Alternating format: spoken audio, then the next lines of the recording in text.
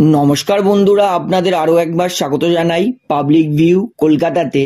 বন্ধুরা, আজকের এই ভিডিওতে ইস্ট বেঙ্গল ভার্সেস মোহনবাগান এই দুই দলের শক্তি ও দুর্বলতা কি, এই ম্যাচটা দুই দলের জন্য জেতাটা কতটা ইম্পর্টেন্ট এবং হেড টু হেড কি বলছে এবং পরিকল্পনা অনুযায়ী কোন দল বেশি শক্তিশালী এবং কার জেতার সম্ভাবনা বেশি আছে আজকের এই ভিডিওতে সেটাই আপনাদেরকে জানাবো।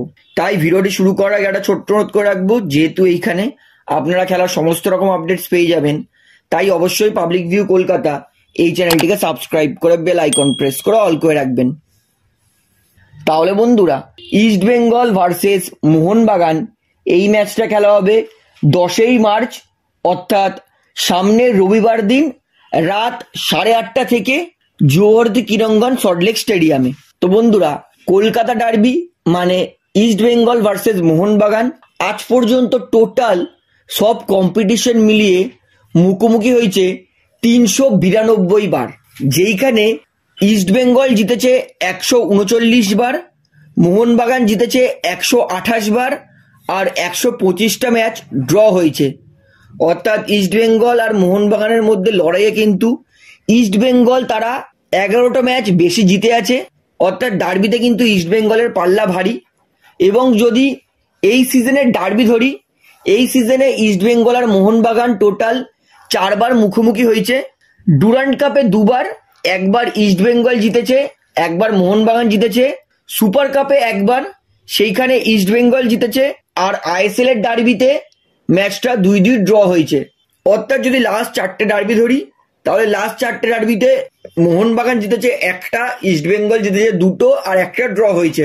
অর্থাৎ যদি ধরি তাহলে কিন্তু কার্লেস কোয়াদ্রাত কিন্তু ডার্বিতে ইস্ট বেঙ্গল দলকে কিন্তু ভালো খেলাচ্ছে এবং তুলনামূলকভাবে কিন্তু ডার্বিতে এই সিজনে ইস্ট বেঙ্গল এগিয়ে আছে।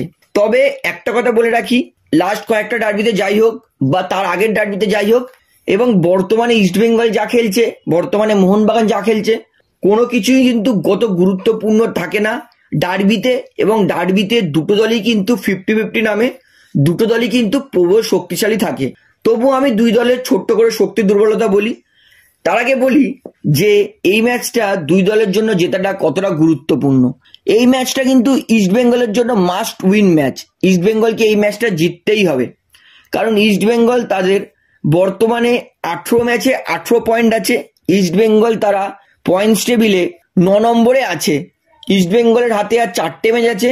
ইস্ট বেঙ্গলকে সেই 4টের মধ্যে 4টেতেই জিততে হবে। যদি এই 4টের মধ্যে ইস্ট বেঙ্গল ডার্বি ম্যাচ হেরে যায়, তাহলে কিন্তু ইস্ট বেঙ্গলের পুরো সফর আইএসএল এর আরো একবার শেষ হয়ে যাবে। তাই এই ম্যাচটা ইস্ট বেঙ্গলের জন্য প্রচন্ড গুরুত্বপূর্ণ ম্যাচ। এইবারে বলি মোহনবাগানের জন্য কেন এই ম্যাচটা গুরুত্বপূর্ণ। কারণ মোহনবাগান তারা চাইবে যে তারা লিগ চ্যাম্পিয়ন হোক, আইএসএল শিল্ড নিক এবং ভারত সেরা হোক। তাই মোহনবাগান যদি এই ম্যাচটা জিততে পারে, তাহলে কিন্তু মোহনবাগান তারা পয়েন্টস টেবিলে 1 নম্বরে চলে যাবে এবং খুব ভালো পজিশনে চলে যাবে লিগ চ্যাম্পিয়ন হওয়ার। তাই এই ম্যাচটা কিন্তু ইস্ট বেঙ্গলের জন্য যেমন গুরুত্বপূর্ণ, মোহনবাগানের জন্য কিন্তু সেরকম গুরুত্বপূর্ণ। এইবারে আসি শক্তির দুর্বলতাতে। সবার প্রথমে আসি ইস্ট বেঙ্গল দলের শক্তির দুর্বলতাতে। সবার প্রথমে আসি দুর্বলতাতে। ইস্ট বেঙ্গল তাদের এই মুহূর্তে সব থেকে বড় দুর্বল দিক হতে পারে ইস্ট বেঙ্গল দলের মেন্টালিটি। কারণ ইস্ট বেঙ্গল তারা ব্যাক টু ব্যাক 2টো ম্যাচ হেরে আছে, যেটা কখনোই ভালো রেকর্ড নয়। ব্যাক টু ব্যাক 2টো ম্যাচ হারা মানে ইস্ট বেঙ্গল কিন্তু মেন্টালি একটু পিছনে থাকবে, যে আমরা হেরে আছি, যদি ডার্বির মতো বড় ম্যাচ হেরে যাই তাহলে কিন্তু সমর্থক আবার চড়াও হবে। তাই এই ম্যাচটা কিন্তু ইস্ট বেঙ্গলের মেন্টালিটিটা তাদের একটু উইকনেস হতে পারে। তাছাড়াও ইস্ট বেঙ্গল তাদের যদি দুর্বলতা ধরি, ইস্ট বেঙ্গল কিন্তু এই সিজনে 18টা ম্যাচে গোল করেছে মাত্র 19টা। 18টা ম্যাচে গোল 19টা মানে ইস্ট বেঙ্গলের অ্যাটাক কিন্তু ভালো ফায়ার করছে না। 18টা ম্যাচে ইস্ট বেঙ্গল গোল খেয়েওছে 19টা, অর্থাৎ এটাও খারাপ রেকর্ড। মানে প্রত্যেক ম্যাচে ইস্ট বেঙ্গল একটা করে গোল খাচ্ছে। যেখানে 18টা ম্যাচে মাত্র 19টা গোল করা মানে অ্যাটাক খারাপ, সেইখানে 18টা ম্যাচে 19টা গোল খাওয়া মানে ডিফেন্সও খারাপ। অর্থাৎ বলতেই পারি ইস্ট বেঙ্গল তাদের দুর্বলতা হচ্ছে ইস্ট বেঙ্গলের ডিফেন্স, ইস্ট বেঙ্গলের অ্যাটাক, ইস্ট বেঙ্গলের মাঝমাঠ। কারণ ইস্ট বেঙ্গল তারা কিন্তু মাঝমাঠ থেকে সেরকম ক্রিয়েটিভ খেলা তৈরিও করতে পারছে না। সব থেকে বড় কথা হচ্ছে বোরা হারেরা তিনি যে গোয়াতে চলে গেছে, এটা কিন্তু ইস্ট বেঙ্গল দলকে প্রচন্ড ভুগিয়েছে। অর্থাৎ ইস্ট বেঙ্গলের কিন্তু দুর্বলতা, ইস্ট বেঙ্গলের অ্যাটাক, মাঝমাঠ আর ডিফেন্স তিনটেই। এইবারে আসি মোহনবাগানের দুর্বলতাতে। তো এই মুহূর্তে কিন্তু মোহনবাগানের দুর্বল দিক বলাটা খুবই ডিফিকাল্ট, কারণ মোহনবাগান তারা কিন্তু আউটস্ট্যান্ডিং পারফরমেন্স করছে। কারণ মোহনবাগান তারা কিন্তু ক্লিন শিট নিচ্ছে, মোহনবাগান তারা গোল করছে, মোহনবাগান মাঝমাঠ থেকে খেলাও তৈরি করছে। তো মোহনবাগানের দুর্বল দিক আমি কোনটাকে বলবো, তাও যদি ছোট্ট করে হাইলাইট করে দেখি, মোহনবাগানের ছোট্ট দুর্বল দিক হতে পারে মোহনবাগানের ডিফেন্স। মোহনবাগানের কিন্তু ডিফেন্স ভাঙছে, তাই কিন্তু মোহনবাগানের ডিফেন্সটাকে আমি সামান্য দুর্বল বলতে পারি। তবে মোহনবাগান তারা কিন্তু দুটো clean sheet back to back ম্যাচে নিয়েছে, তাই মোহনবাগানের ডিফেন্সটাকে আমি খুব একটা দুর্বল বলছি না, সামান্য দুর্বলই বলছি। তাছাড়া মোহনবাগান 16টা ম্যাচে 18টা গোল খেয়েছে, মানে মোহনবাগানের ডিফেন্সটাকে কিন্তু সামান্য দুর্বল বলাই চলে।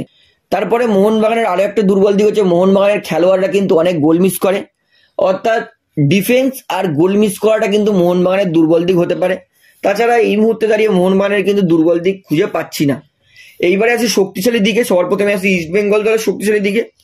ইস্ট বেঙ্গল তাদের কিন্তু এই মুহূর্তে শক্তি খুঁজে পাওয়া খুবই ডিফিকাল্ট। ইস্ট বেঙ্গলের মেন্টালিটি নেগেটিভ দিকে। ইস্ট বেঙ্গল তারা গোল পাচ্ছে না, ইস্ট বেঙ্গল তারা গোল ডিফেন্স করতে পারছে না, ইস্ট বেঙ্গল তারা অ্যাটাক তৈরি করতে পারছে না। মানে ইস্ট বেঙ্গলের কিন্তু শক্তিশালী দিক এই মুহূর্তে খুবই কম। তবুও শক্তিশালী দিক আমি ইস্ট বেঙ্গলের ছোট্ট করে তুলে ধরতে পারি, সেটা হচ্ছে ইস্ট বেঙ্গল যেহেতু এই সিজনে মোহনবাগানের বিরুদ্ধে ভালো খেলেছে, ইস্ট বেঙ্গল প্লেয়াররা কিন্তু মনে করতে পারে যে হ্যাঁ আমরা এই ম্যাচে এগিয়ে থাকতে পারি। তাছাড়াও ইস্ট বেঙ্গলের শক্তিশালী দিক একটাই, যেহেতু ইস্ট বেঙ্গল দলের দেওয়ালে পিঠ ঠেকে গেছে, এই মুহূর্তে ইস্ট বেঙ্গল দলকে কিছু একটা করে দেখাতেই হবে। তাই খেলোয়াড়দের মধ্যে কিন্তু একটা কিছু করে দেখানোর খিদে থাকতে পারে, এইটা ইস্ট বেঙ্গলের শক্তিশালী দিক হতে পারে। আর তাছাড়াও ক্লেটন সিলভা তিনি কিন্তু গোল পাচ্ছেন না, তাই ইস্ট বেঙ্গল তারাও কিন্তু গোল করতে পারছে না, তাই ক্লেটন সিলভাকে আবার গোল স্কোরিং ফর্মে ফিরতে হবে। এটা ইস্ট বেঙ্গল দলের শক্তিশালী দিক। তাহলে দেখুন, সত্যি কথা বলতে গেলে কিন্তু ইস্ট বেঙ্গলের এই মুহূর্তে শক্তি খুঁজে পাওয়া খুবই ডিফিকাল্ট। এইবারে আসি মোহনবাগান দলের শক্তিতে। মোহনবাগান তাদের কিন্তু এই মুহূর্তে শক্তি প্রচন্ড। মোহনবাগান তারা লাস্ট 5টা ম্যাচে 4টেতে জিতেছে, একটা ড্র করেছে, মানে লাস্ট 5টা ম্যাচ মোহনবাগান হারিনি। মোহনবাগান তারা লাস্ট 2টো ম্যাচ ক্লিন শিট নিয়েছে, মানে মোহনবাগানের ডিফেন্সটাও ভালো পারফরমেন্স করছে। মোহনবাগান তারা 16টা ম্যাচে গোল করেছে 31টা, মানে পার ম্যাচ মোহনবাগান 2টো করে গোল করছে, যেটা একটা ফ্যাবুলাস রেকর্ড। মোহনবাগান তাদের কিন্তু সমস্ত আপফ্রন্টের প্লেয়াররাও গোল পাচ্ছে, এটা মোহনবাগানের জন্য ভালো। মোহনবাগান তাদের দলে 8 রকম খেলোয়াড় যারা গোল পেয়েছে, এটা মোহনবাগানের জন্য ভালো। মোহনবাগান তারা মাঝমাঠ থেকে খেলা ভালো বিল্ড আপ করছে, এটাও ভালো। উইং প্লে ভালো করছে, এটাও ভালো। ডিফেন্স ভালো করছে আনোয়ারি আসার পর থেকে, এটাও ভালো। অর্থাৎ যদি সত্যি কথা বলতে চাই তাহলে কিন্তু মোহনবাগানের শক্তিশালী দিক এই মুহূর্তে ইস্ট বেঙ্গলের থেকে অনেক বেটার। তবুও আমি বলবো ডার্বি 50-50, এবং ফুটবল এমন একটা খেলা, বলা যায় না যে কোন দিন কোন প্লেয়ার কেমন খেলবে। এই ম্যাচে মোহনবাগান দলকে সামান্য এগিয়ে রাখবো। তো বন্ধুরা, দুই দলের শক্তি দুর্বলতা পুরো আপনাদেরকে ডিটেলস সমেত দেখিয়ে দিয়েছি। আপনার কি মনে হয় এই ম্যাচটা কোন দল জিতবে, মোহনবাগান না ইস্ট বেঙ্গল? সেটা আমাকে অবশ্যই কমেন্টে জানাবেন। তাহলে বন্ধুরা, আজকের এই ভিডিওটিতে আমার আপনাদেরকে এতটাই বলার ছিল। তো আশা করি ভিডিওটি আপনার ভালো লাগলো। তো ভিডিওটি ভালো লাগলে অবশ্যই লাইক করুন, কমেন্ট করুন, শেয়ার করুন। এবং বন্ধুরা, চ্যানেলটিতে নতুন আছেন সবাইকে একটা অনুরোধ করবো, তারা অবশ্যই পাবলিক ভিউ কলকাতা এই চ্যানেলটিকে সাবস্ক্রাইব করে বেল আইকন প্রেস করে অল করে রাখবেন। ধন্যবাদ।